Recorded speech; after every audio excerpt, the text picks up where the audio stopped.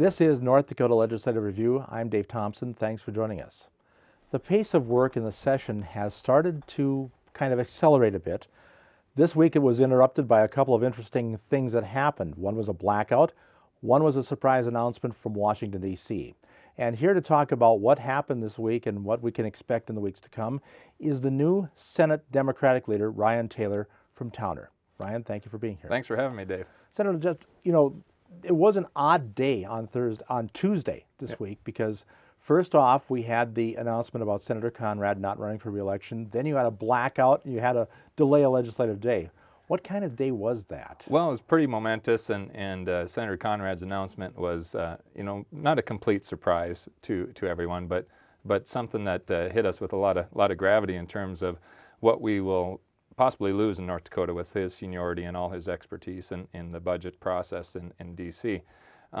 So, we were visiting and had a lot of media and things working towards that announcement, and then essentially the place went dark. And one thing on technology is you realize how wired the Capitol is. We did get generation back on our wing, but we had no telephone and we had no internet. And we had to call off the session for that day, essentially mostly because of the lack of internet. And so, I think we maybe forgot how we used to do things, and we couldn't bring the bill books back out there, so we just kind of had to slow it down and get back to the legal pad and our cell phones for a while. One of the reporters in the press room said it almost seemed like Groundhog Day in a way. Yeah, exactly. It put things to a halt for sure.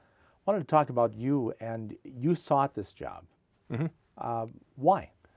Well, I think, with our caucus, and we're at 12 members now in the Senate Democratic Caucus, I had some skills that we could put to use. And, Senator O'Connell had decided not to run, as it turned out.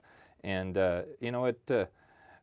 we've got some work ahead of us. We got some work ahead of us as the party, and I thought that I could lend an effort there, and we're glad to have the job. I guess not to put too fine a point on that, too, the job of a majority or minority leader does not end when the session gavel falls. You're also working with local candidates, recruiting candidates, helping campaigns. Yeah, exactly. And, we will find some good candidates out there. I mean, we're going to find good candidates, for Senator Conrad's seat here in the next election in 2 years. We're going to find good candidates, I think, for the governor and for Congress. And it all starts, though, at a local level. The legislature is kind of the proving ground in a lot of respects for your up-and-coming leaders in the party.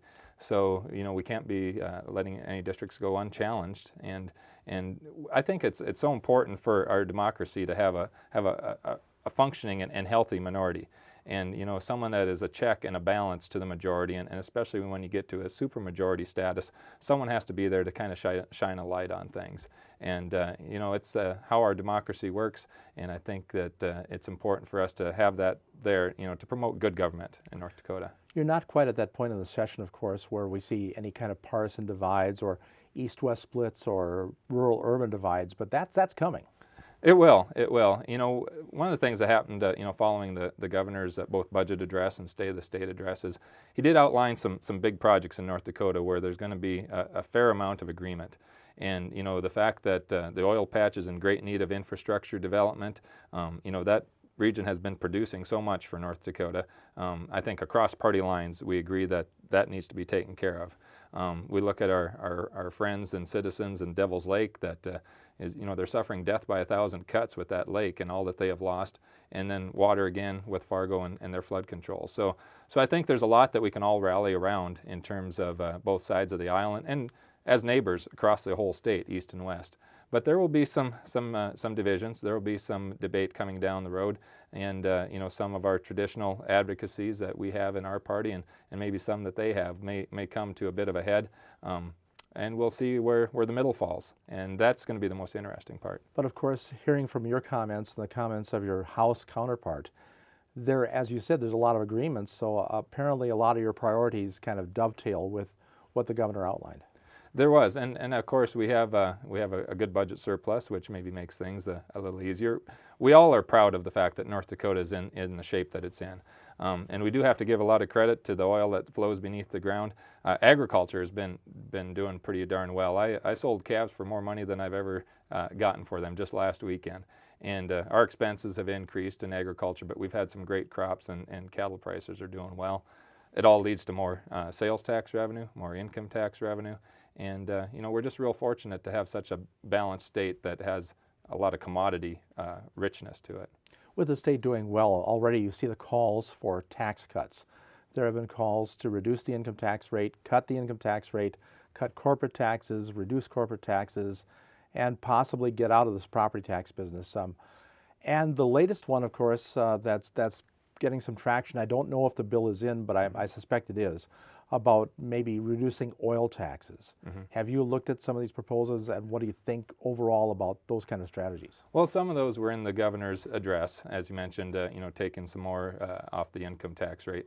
A couple things that we think about as a caucus. One, we were one of the first ones to advocate for property tax reductions in the state, and we are happily supporting what was done in the last session and what's being proposed to be done in this session to help alleviate the property tax burden, because that we seem to think was on the three-legged stool was getting a little out of whack. And everyone, you have to pay property tax whether you had a good year or not, and we want to help folks out with that. We may have some different priorities in terms of when it comes to tax relief. We want to make sure that it gets to the working people in North Dakota, the middle-class North Dakotans that are raising a family and really contributing to our economy. We have some ideas that may get it there to them. An earned income tax credit that's being proposed in our caucus. It rewards people for working and helps them maybe start to climb the ladder up, maybe start some savings. We'll look at sales tax and maybe making that more progressive.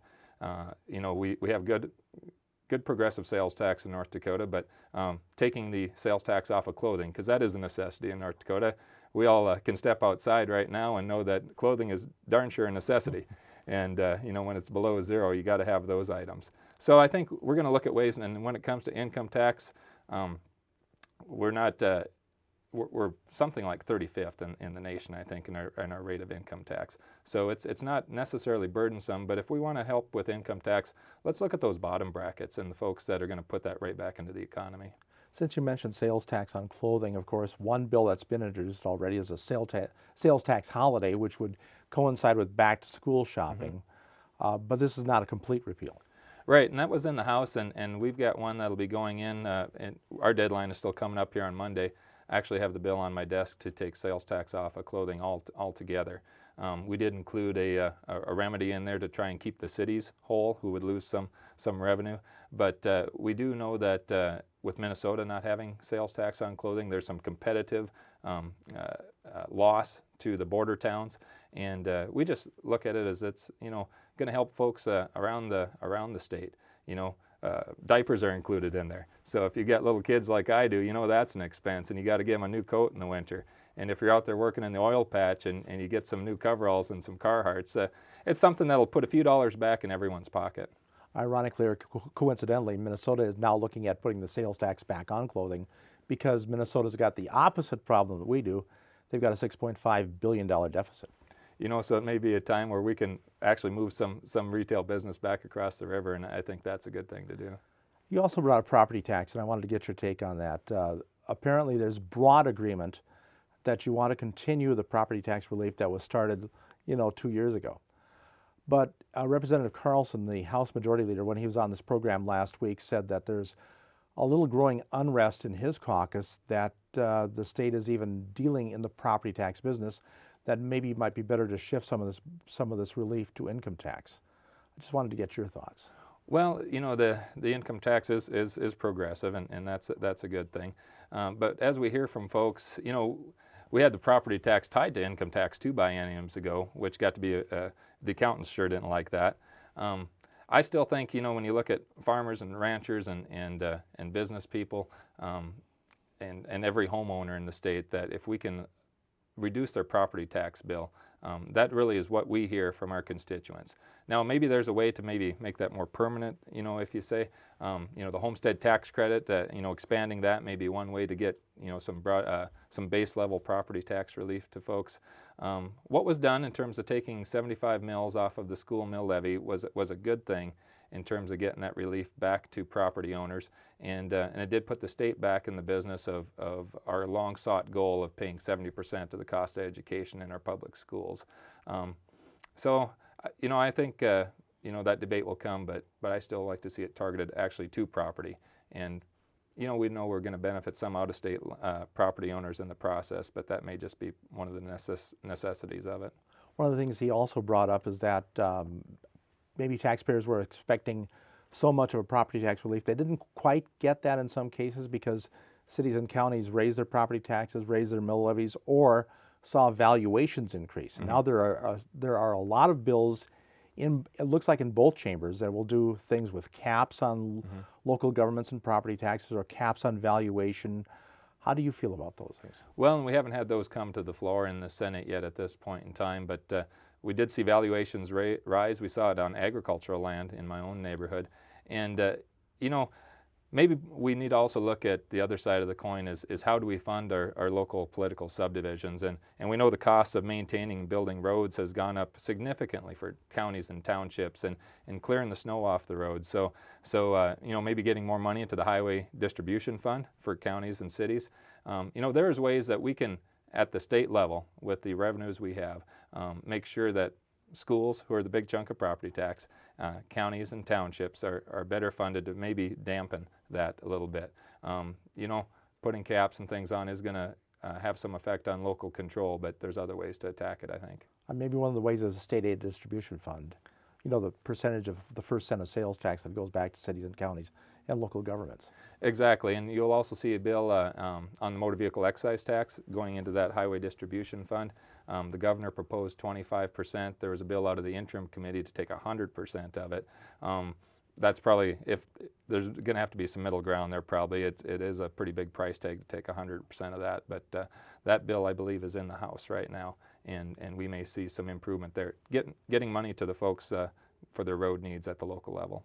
Since you brought up roads, I wanted to get into that too, because infrastructure is going to be one of the touchstone issues of this session. But when I talk about infrastructure development, I'm talking about roads in oil country, Mm-hmm. roads in agriculture country. Right. And you've got also Devil's Lake, as we mentioned earlier, and Mm-hmm. perhaps something with the Red River Valley flooding issue around Fargo-Moorhead. Mm-hmm. Do you think there's broad agreement on these general principles and how to approach them? I think there's generally broad agreement. There is probably still going to be some vigorous debate as we get into the details of it. We heard well what the needs were in the oil patch, and the Upper Great Plains Transportation Institute did a study on what their needs are. And it's interesting, there was also news last week as that Upper Great Plains also did a study of the counties not in the oil patch. And particularly it was funded with some agricultural groups, I know, to look at what the county and township road needs were outside of the oil patch, because goods are traveling differently than they have in the past. The way farmers get their crops to market and their cattle to shipping points, there's a lot more demand on these roads. And a lot of these areas, it is water related. Just the excess moisture we've had in these last several years, not just Devil's Lake, but in some of those southeastern and south central counties, there may not be enough for everyone, possibly. I know the governor thought that putting more money out in the west will maybe help free up some of the traditional DOT funding sources for the rest of the state, but there will start to be some territorial haggling on that, I'm sure. And one thing hanging over this is that the Congress has not yet passed a transportation funding bill. Exactly, and of course a lot of what we're going to do in state government is going to depend on how things go out in D.C. We've been the benefactor of federal funds in a lot of ways, and this again gets back to the retirement of Senator Conrad and Senator Dorgan now being out of office, and Representative Pomeroy, and the seniority that they carried. We have to find a balance, but one thing I think about when I go to visit my wife's family is, and people don't like the word earmarks anymore, and this idea of federal funding kind of chaps on them, but I drive across a $55 million earmark every time I go out there, and that's that Four Bears Bridge. And I sometimes think as much as we kind of hammer on these federal funds, what would the oil industry be doing in North Dakota if not for a large share of the federal funds that went to put that Four Bears Bridge in? That old bridge would not have withstood the oil truck trips that are going across it if we didn't have it. We're just real fortunate. Yeah, that and the 4-laning of Highway 2, which was, a lot of people said that has saved a lot of payment too. Right, and right through the heart of Montreal County and all that development out there, we're fortunate to have had that infrastructure in place, and it didn't come at zero cost. We had to get some help from the federal government, and we got it done. The oil industry, and Harold Hamm, especially for Continental Resources, is leading the way on this, to have a reduced, more flat rate on the oil extraction tax. I don't know if the bill is in. I believe it might be in. Have you looked at it, or what do you think about that issue? Just what I've heard from the rumblings of it, I think it's something that we'll scrutinize, very closely. We have this resource in North Dakota, and there's a one-time harvest. And I think others have made the comment that I don't know that our tax structure has really dampened the enthusiasm in the oil patch. We have more wells drilling, rigs drilling than we've ever seen in the state. We're producing more barrels per day than we ever have. Obviously, it's not slowing them down. And, there may be some call for simplification of that tax structure. I think we'll want to see a very long-term scenario that is easily understood, saying that it is revenue neutral. I don't know that North Dakotans, we're exploring that resource as quickly as we can. And I think the pace is plenty fast, maybe too fast in some ways when we look at what is happening to our towns that are in the patch. So I think we'd be awfully cautious to go and want to give more revenue to the oil companies with a reduced tax rate. Do you think that the legacy fund that we passed, is that going to help or hurt then? Well, it's I did support that in the election myself, and I think it's going to be a good thing for North Dakota. In terms of whether it helps or hurts the debate on oil tax structure, one, it takes 30% of that oil tax revenue off the top, so we're going to start budgeting with 70% of these oil dollars instead of 100%. But also at the same time, we have such greatly increased production. 340,000 barrels a day right now. They're talking it could go to 500,000 barrels a day. It's or 700,000, or even a million. A million. It could increase at such a rate that we'll be budgeting without much concern for that 30%, and it'll be nice to have when that is complete and accessible to the people in North Dakota again. One issue that some people may say is a hidden issue, but those who live in western North Dakota will tell you it's not a hidden issue. You've got housing needs in especially the oil patch, and how is that going to be addressed in the session? Well, I haven't dug into the intricacies of that, but I know that within the governor's budget they did talk about housing. The Housing Finance Agency, I think, will have some role there. I think that's going to be extremely important because the workers that we're bringing into North Dakota are essentially coming here alone. They're not bachelors or single people, but they're coming without their spouses and without their families, and we really need to do everything we can to make sure that they're going to be here for a while. We want them to bring their families, contribute to our communities, put children in our schools, and become part of this long term. And I think socially and in many ways that's going to be a goal for us, is to get them in housing and not living in tents and not living in trailers that are there with a little skirting in the winter. So it's going to take some time, but we got to make sure that they have resources. Again, you think back to the 80s and what happened there when the bottom fell out of oil prices. You had a city in southwestern North Dakota that darn near went bankrupt. You had a development in Williston that basically sat empty for years and years and years. Do you think there's a lot of once bitten, twice shy here? Well, I think that you see that. I think you see it maybe amongst lenders a fair bit, and what they want to have for a turnaround. They want to see these projects maybe paid back in 7 years instead of 10 or 15 or more. We are in a different era. I mean, everyone's going to be cautious, but I don't know how you get away from it. You still can't have people living in tents, but these wells now, they're getting about a 95% success rate. They talk about this play maybe going out 20 years or longer, and they're finding new formations close by that may provide more opportunities. So maybe it's a little different than what it was in the 80s. And with the technology we've got, maybe we can see something longer term. As a state, though, we need to make sure that we are developing industries outside of the energy sector so that when the boom has gone, they have other industries to put these people to work in and keep these families here. How do you think North Dakota is doing in that regard, in developing industries outside of energy? Well, I think we've made some progress, and you know, Commerce Department, of course, works on that, trying to look at technology, trying to look at manufacturing. You know, a lot of things that we can still continue to do here. And you know, take for instance, even within the energy industry, so much of the products and the tools are coming out of Texas and places where their energy industry is more traditional. You know, we may be able to have some of those tools and processes done here, and maybe even once our energy industry has started to fade, we can still provide those pieces of equipment to other parts of the country. And of course, you think about wind development, the development of biofuels, the development of ethanol fuels, and the cellulosic ethanol. It's all really North Dakota's cutting edge almost. We lead in so many parts of the energy sector. And one thing I think that we'll see in this session that we're getting ready to put in is as we look at energy, we need to start thinking about some incentives to help a refining industry either expand or grow in North Dakota. And you hear that from so many people out on Main Street and when you're standing at the gas pumps. You know, why are we producing potentially 500,000, 700,000 barrels a day and only have refining capacity for, you know, say 60,000 barrels a day? You know, we're fighting to get it on the pipeline. The folks are selling that oil for $10, $12 less a barrel because of where we are. And we want to look at that too. Yet the refinery, the study showed that it would be diesel more than gasoline. Right, the study that was done by the Corval Group, we need the diesel in North Dakota. We're actually a diesel deficit state, and we'll see shortages, and that's a bad thing for our farmers and for our industry. That study was interesting too, and it found a way that rather than producing gasoline, where maybe it would be harder to compete, it could produce naphtha, which is a product that could be shipped into Canada to help them get the oil from the tar sands of Alberta down the pipeline and into other refineries.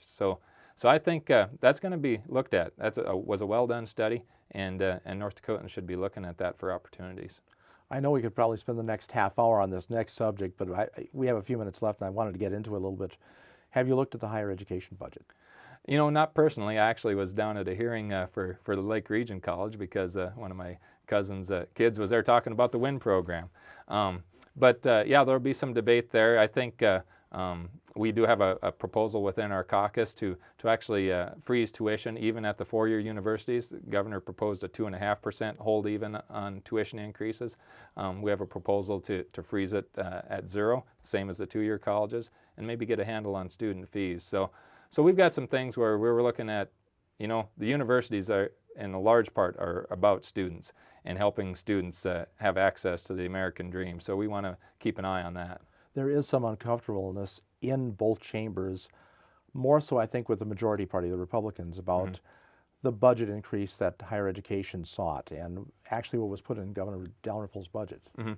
Well, and I think everyone will scrutinize that to some extent. We got to see what we're getting back for those dollars.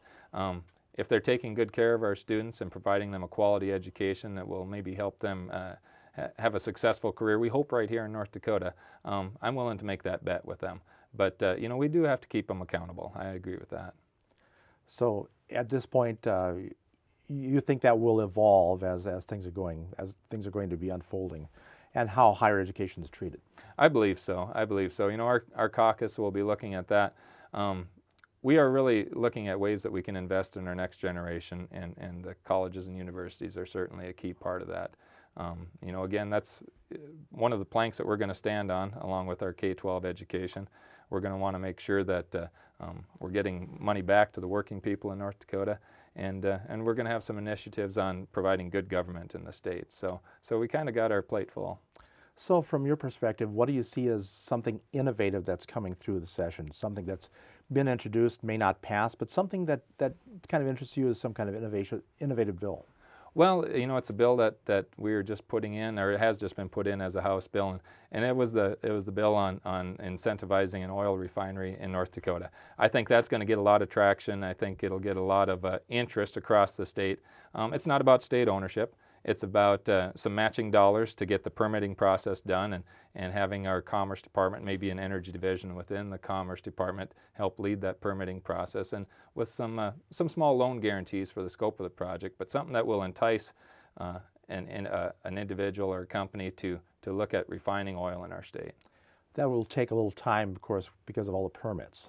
At the size that was in that study, 34,000 barrels a day in that study, sources I had said they could permit that in 18 to 24 months. It was a size that would maybe kind of come in under some limitations on emittance and environmental work that would need to be done.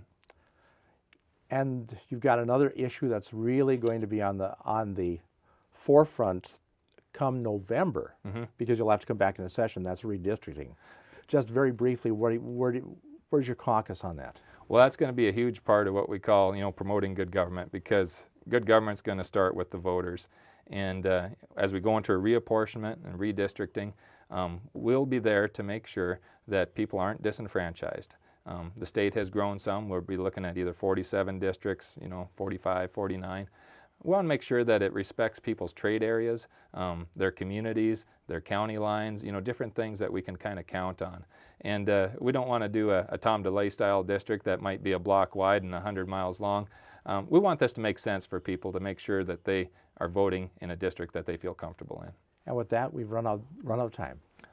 Thanks, Senator, for being here. Thank you, Dave. I appreciate the opportunity. Our guest is the Senate Democratic leader, Ryan Taylor. He's from Towner, North Dakota. For Legislative Review, I'm Dave Thompson. Thanks for listening.